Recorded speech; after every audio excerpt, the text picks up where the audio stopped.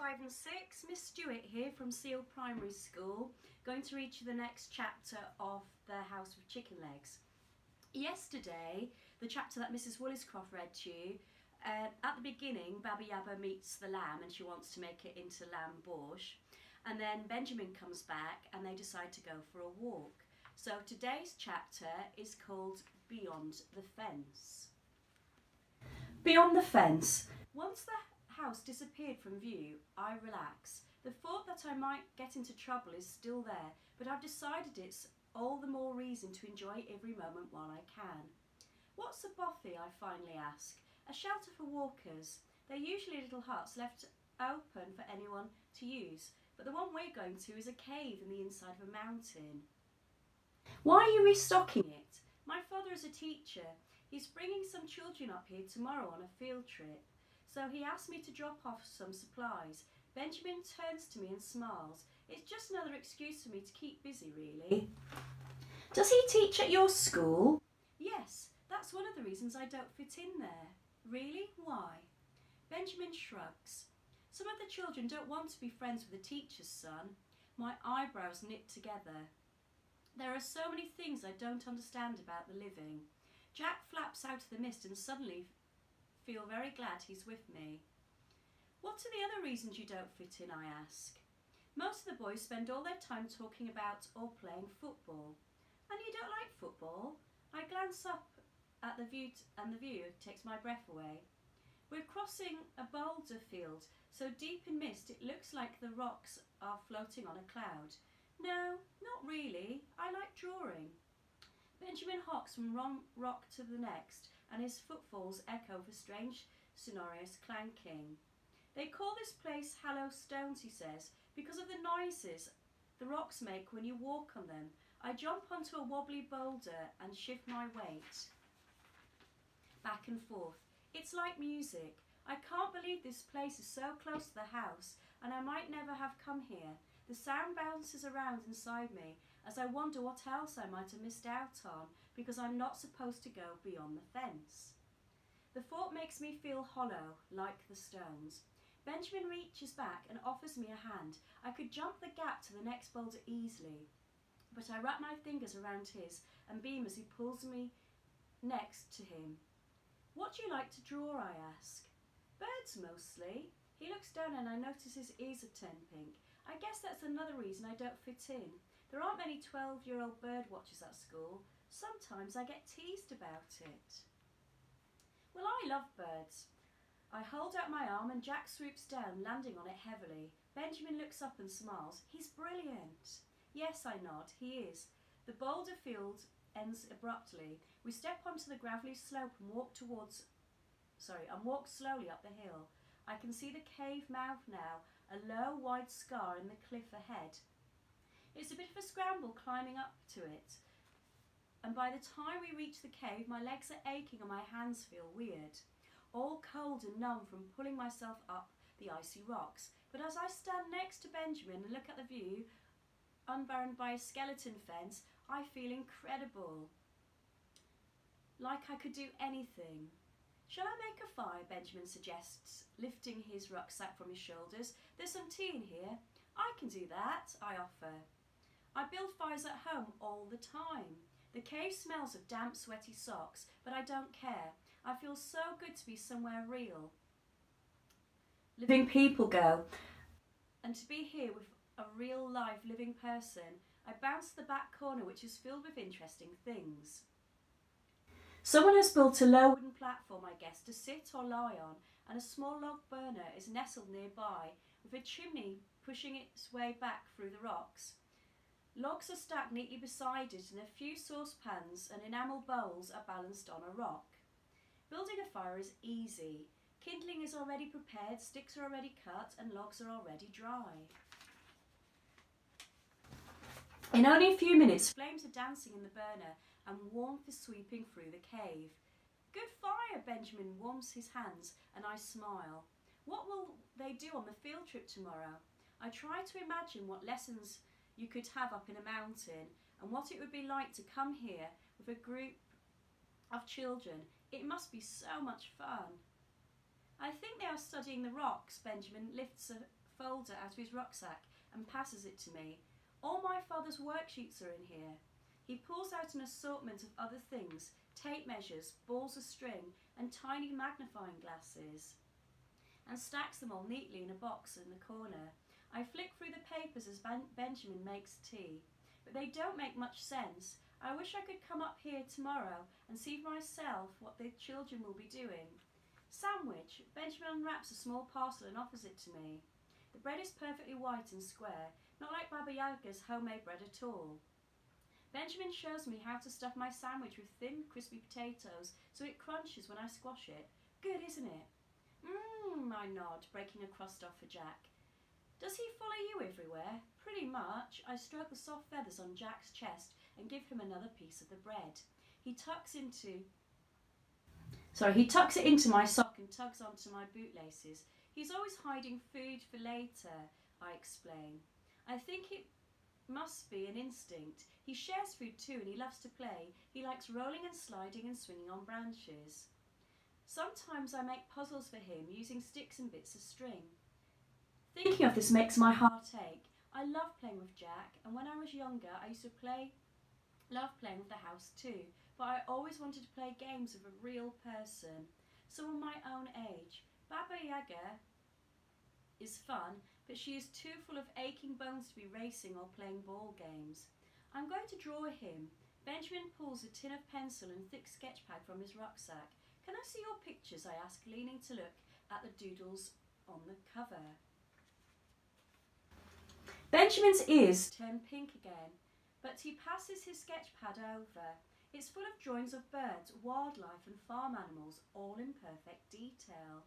These are amazing. I turn a page and find a half-finished portrait of a woman with long straight hair and friendly eyes like his. That's my mother. He reaches for the pad. I've been drawing her from a photograph. He turns the page and takes the pencil from his tin. Can I sketch you too? I don't get the chance to practice drawing people very often. I'm not sure where to look, so I carry on feeding Jack pieces of bread as Benjamin's pencil whispers across the paper. He tells me how he wants to study art and be an artist when he grows up. I wish I could choose what I want to be when I grow up. I wish so much it hurts, deep down inside my chest. Do you believe in destiny? I blurt out. I don't know, do you? I look up, out of the cave and take a deep breath. All my life I've been told I have a destiny. I want to believe that I can escape it, or change it somehow. But I still don't know how to explain that to Benjamin. I'm still deciding how to answer when Benjamin puts down his pencil, looks from me to the paper, then passes me the pad. I stare at the girl on the page. Curly hair, a freckled nose, smiling as she feeds crumbs to a proud jackdaw on the floor. It's strange seeing myself with someone else's eyes. It makes me feel more real somehow. You've captured Jack perfectly, and I look at my own eyes in the picture. Although I'm smiling, my eyes appear sad. Maybe Benjamin meant to draw them like that, maybe not, but either way, I think he's captured me perfectly too. You draw brilliantly. Thank you. Benjamin slides the sketch pad back into his rucksack. I'll do more work on it tonight, then you can have it if you like. Do you fancy coming into town with me tomorrow? I could show you round. My heart stops. I want more than anything to go to the little town by the lake, but how can I? Anger burns through me. It's not fair. The house and Baba make me stay inside the fence. What could possibly be so bad about a trip into the town with a friend? Yes, I say firmly. I'll come. I'm not sure how, but I will, because if I let this opportunity to experience friendship and life beyond the fence slip away, I think my heart will shatter into 1,000 pieces. The air is cold as we walk back across the hollow stones, but my skin feels hot and itchy. My mind is whirring with ideas for escape that fall apart the moment I try to grasp them. Benjamin stays with me until the house is in sight. It's in the same position as where I left, and it still looks asleep. A smile twitches across the corner of my mouth with the thought that I might have got away without being missed. We agree to meet the next day. Benjamin tells me he hasn't asked his father about the lamb yet, so I tell him I'm happy to look after it for another night.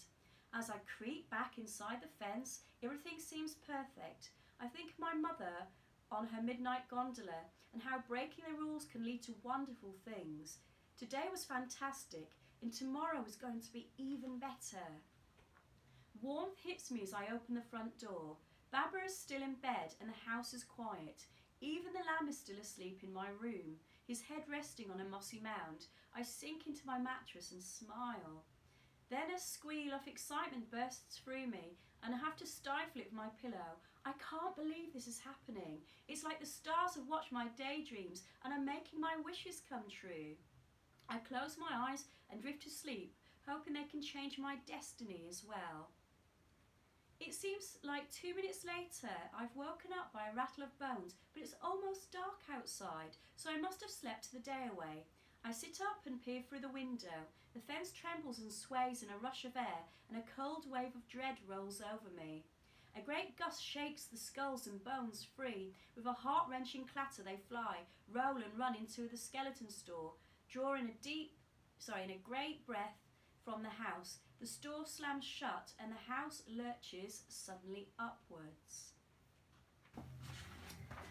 "No!" I shout, jumping out of bed and stumbling over the mossy fort. The lamb bleats loudly, bolts over his fence and goes skidding across the floor. Jack flaps up from his perch on the footboard of my bed and flies around the room squawking. But the house is calm, already walking in long, lumbering strides. "No, no, no!" I fling open my bedroom door. "Make it stop, Baba, please." Baba appears in front of me, thin wispy hair floating around her head like a halo. "What is it? What's wrong? Make it stop!" I scream, tears flooding down my cheeks. The house is picking up speed, rolling along at the rhythmic canter. I drop to the floor and put my head in my hands. Baba kneels next to me and wraps her arms around my back. "Make it stop? What is it?" "The house," I yell at her. She sighs. "You know I can't do that. It must be time to move on." "But we've only been here 2 weeks. This can't be happening. Not now." Benjamin was coming back. With his big brown eyes and his easy smile, we were going to visit the town. We were going to be friends. For the first time in my life, I had the courage and the opportunity to break free and explore the world beyond the fence. But now the house is taking it all away. "I want to stay here, Baba," I sob. "Oh, Marinka." Baba bundles me into a hug that both comforts and suffocates. The house is at full gallop now, speeding away from Benjamin and any chance of friendship I might have had, any chance of exploring that twinkling town by the lake. You know, the house has to keep moving, so the living don't find the gate. It's important. "But why?" I shout, pulling away from her, flushing with anger. "Why is it so important? The living all find the gate eventually. They all die. Why does it have to be such a big secret? Why can't we stay somewhere long enough to make friends?" I glare at her, my eyes burning. She has to make the house stop, make it turn back. "The lamb," I cry. "You can keep the lamb," Baba says gently. "We'll have vegetable bourse in the summer." You don't understand. I can't tell her that Benjamin will be back looking for his lamb, but all he'll find is a rocky ledge as empty as my hopes and dreams. I can't tell her how much that hurts. I hate this house. I hate this life. I hear myself shouting the words, watching myself pushing Baba's hands from me. I prickle with fear because I'm not in control of my emotions or actions. And as long as I stay in this house, I will never be in control of anything in my life, my future, or my destiny. I run to my bedroom, throw myself onto my bed, and cry myself to sleep as the house gallops on through the night. And that is the end of that chapter. And I hope you enjoyed it. See you soon for the next part. Bye, Year 5 and Year 6. Take care.